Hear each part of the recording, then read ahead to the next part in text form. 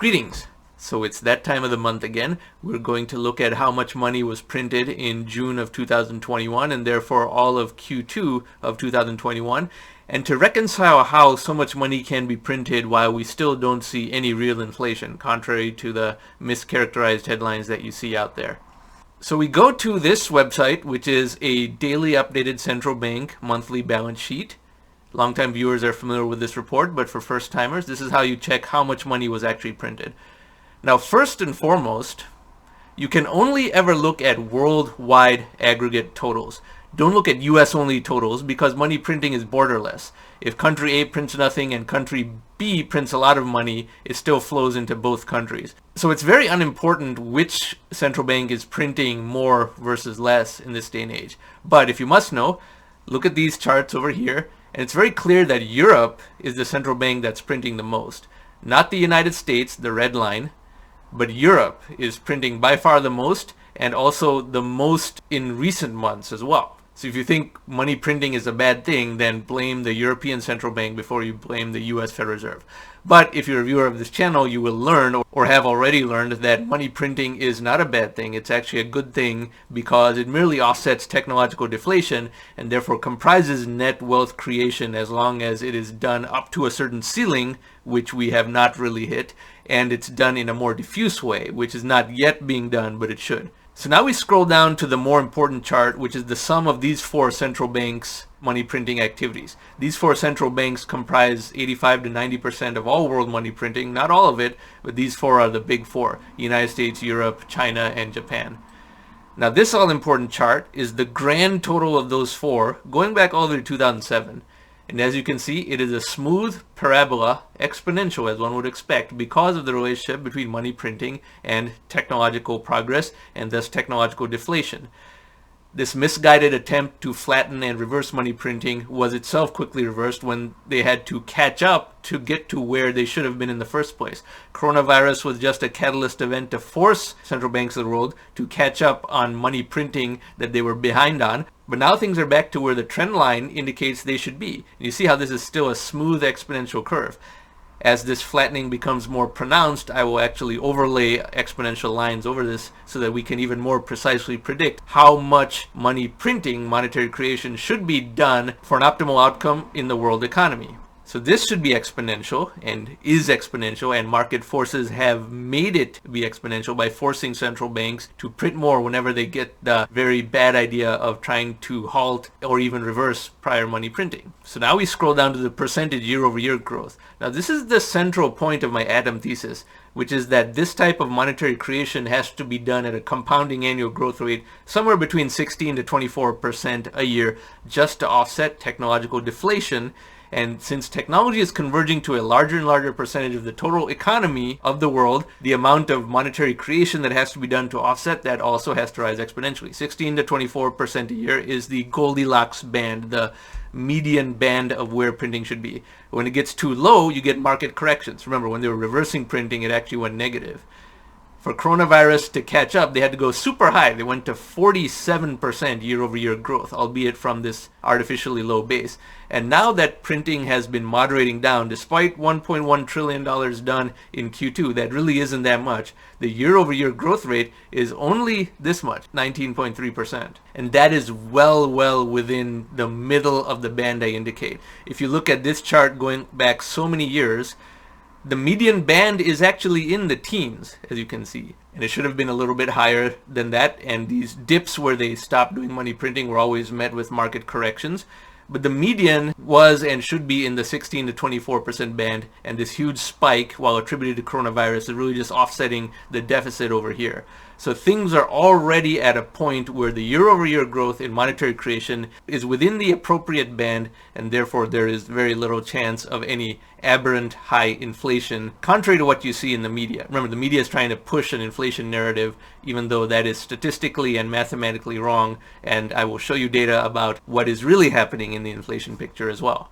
So we go here to the S&P Global website where we look at the GSCI, Goldman Sachs Commodity Index. And this is an index that is a composite of all commodity prices worldwide: oil, gold, silver, natural gas, and a whole bunch of others. This is the most comprehensive measure of inflation because it is A, a worldwide metric, not a US only metric, and B, it's not riggable. Everyone says the CPI is manipulated or that's manipulated. Well, these are actual commodity prices. This is what people pay. And let's see if there's inflation in this commodity index. Well, over 1 year, it's risen a lot, 55%. That surely is hyperinflation, 55% year-over-year growth. So that is what the news media will tell you and try and scare you about hyperinflation. Remember that the news media is in the business of making you either angry or frightened, and therefore promoting stories that make you angry or frightened is what the news media will always do without full information. And most people are nowhere near the level of financial or mathematical sophistication to really dig up the data and look at the whole picture. And that's what this channel hopes to address in its own small way. Obviously, you're going to reach only a very small fraction of people. But over 1 year, 55% growth does qualify as hyperinflation, right? The type of horror stories you heard from Weimar Germany and from Venezuela and places like that. But was this the appropriate starting point for this type of calculation to begin from? Well, let's look at the 10-year chart. Well, that looks different, doesn't it? Why would you start an inflation calculation from here and only report this steep rise, which is a reversion back to the norm because of coronavirus and the market correction that has occurred as a result of that? So to say inflation is high from here to here, but then ignore the decline from here to here is absurd. A 10-year window is a long macroeconomic window and is roughly comparable to the amount of time during which we have seen quantitative easing. And we did see just in the prior chart that $30 trillion of money printing has been done over this last decade. And I have said that the 2020s will have 100 trillion of this type of printing done. And here we are about 18 months into the 2020s, and they've already done 12 trillion out of that 100. So I'd say my prediction of 100 trillion is very much on track. But over 10 years, this has been in decline. The annual rate of return is minus 2.71%. There is deflation in commodity prices, and we know that oil prices have gone down a lot because technology increased the supply of oil. The technonomic medium of the world, the atom, is in fact powerful enough that responses to supply shortages are very, very much faster than they might have been in 1974 or 1981 when the world did experience oil shocks. And this applies to other commodities as well. Gold is not going to rise that much, even if there is higher inflation. Number one, there's not going to be high inflation, as we can see from here. And number two, even if there were, gold is not a good hedge for high inflation because technology increases the supply of gold, and gold is not doing well from an investment perspective. And I have many videos about this as well. The people who tout buying gold, they never actually talk about the returns of gold. It's really quite comical. Their commitment to gold is like their commitment to a sports team. There's no quantitative assessment to whether gold actually earns a good return, especially compared to very easily accessible things like the S&P 500 equity index or other such equity indices. So over 10 years, the rate of inflation of all world commodities, an unriggable metric that is worldwide in nature, is minus 2.71%. That is deflation. That is deflation. Now you may say commodities are not the entirety of what people consume. That's true, but commodities have to be seen as the bedrock of all inflationary discussions. Services provided by people can rise a lot, but one person's rise in service costs is another person's rise in wages. The people who say inflation is high would otherwise be saying, well, wages have not risen for 35 years or something like that. A rise in services cost for the consumer is just a wage increase for the provider. That does not mean that should happen. Productivity should increase at a rate that you get the best of both worlds, which are rising wages and moderation of service costs. But that is also going on, and we will delve into that in a more detailed video. Otherwise, this video will be half an hour long. But you see commodity price deflation alongside $30 trillion of money printed, including 1.1 trillion just in Q2 of 2021. I would say that proves the atom thesis, and the missing connection between these two is technology, the economics of technology, the dynamism of the worldwide technological medium. And no PhD economist is equipped to understand any of this because they are still guessing, well, we don't know why this is occurring, we don't know why that's occurring. And they're so theoretical that actual evidence doesn't really get them to reconsider what they memorized from 1970s era textbooks. PhD economists are completely theoretical people. They are the biggest eggheads you'll ever find, and they don't mind making predictions that are wrong because there's no consequences for them to be wrong, because they only ever interact with other economist eggheads who really also know nothing about what they're talking about, and they only present papers to each other, and they only are peer reviewed by each other. And if they were entrusted with investing a portfolio of assets and generating a return, most of them would do much, much, much worse than a completely uneducated person would. Now, there's another dimension to the inflation story, and that is the dimension of velocity of money. So we're going to go to that in the final portion of this video. This is the Federal Reserve website for velocity of money, and in this card over here I have a video explaining what velocity of money is. It was already in decline for 20 years before coronavirus, and this is just the byproduct of an aging society, let's say, the United States has become, as well as greater internationalization and a greater savings rate for people. As wealth rises, people don't have to spend everything that they make just on the necessities, and they save money. That's a good thing, even though that makes velocity of money go down. People have a cushion, they have savings, they have some discretionary money. But coronavirus plunged the velocity of money a little bit from 1.4 to 1.2. And that seems like a very steep drop, but it's much less than this more gradual drop. Now, eventually this is going to rise back up as the economy completely opens up. But unless it's very fast, you won't see this little blip in inflation last more than a couple months.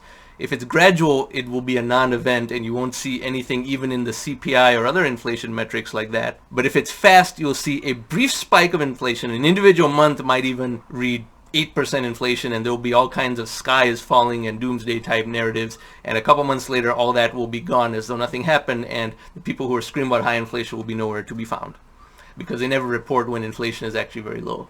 But this is another metric to look at, because this is the only thing that can still cause some high inflation.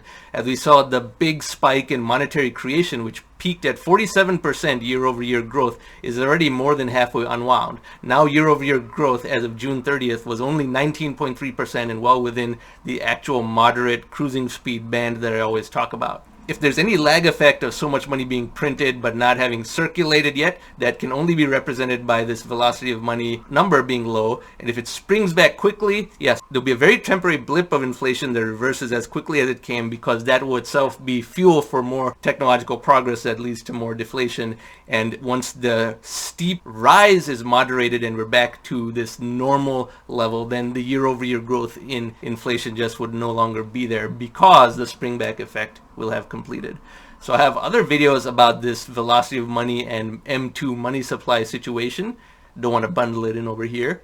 But this was the monthly update for how much money was printed in the world in June of 2021 and also all of Q2 of 2021, and how it still is not causing aberrant inflation, and the greatest probability of inflation arising is already in our past, because year-over-year growth in monetary creation is no longer very high. The only thing that can still cause it is a velocity of money increase or some horrendous government mismanagement. I always add that disclaimer. Bad government can cause any problem that can possibly exist, but that has not happened quite yet.